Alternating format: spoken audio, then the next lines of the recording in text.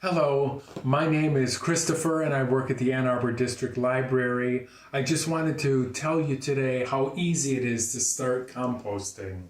Here we've got some food scraps from the last day or two, a few days in my household.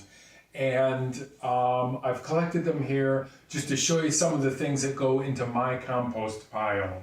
So we've got some leftover noodles that didn't get eaten for some reason. We have lots of coffee grounds, and that's great in a compost pile. Of course, we've got some banana peels, some greens that went bad. I hate wasting food, but I don't feel so bad when it goes in the compost pile.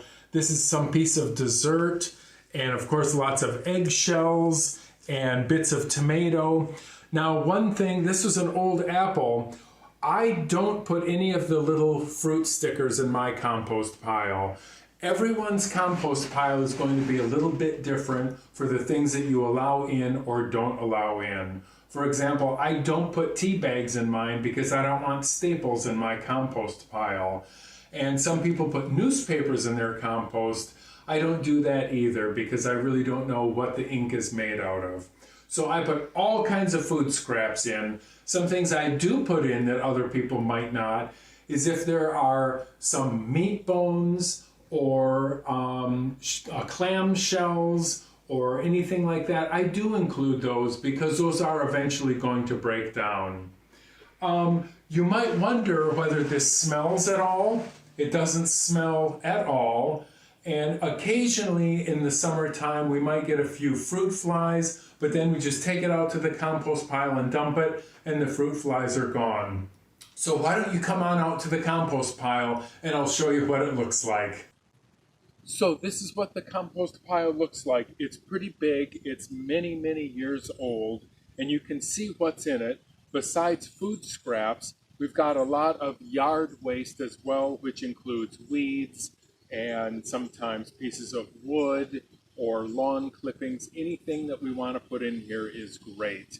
And occasionally I turn it over and put some air in it, and that helps things break down a little bit. But mostly my rule is don't fuss over it. Just throw stuff back here and let Mother Nature do what it's going to do. Some people have put their grapefruit rinds in a food processor before dumping it on the compost pile. I don't think you need to do that at all. Just throw it on and turn it over once in a while. Now, if you're just starting out with your compost pile and you don't have a pile like this, you're going to dig a little spot in your yard, put your waste down, mix it up with some dirt, and then as you add new layers, just keep turning it over, mixing it up with more dirt, and it'll get bigger and bigger, kind of like a snowball.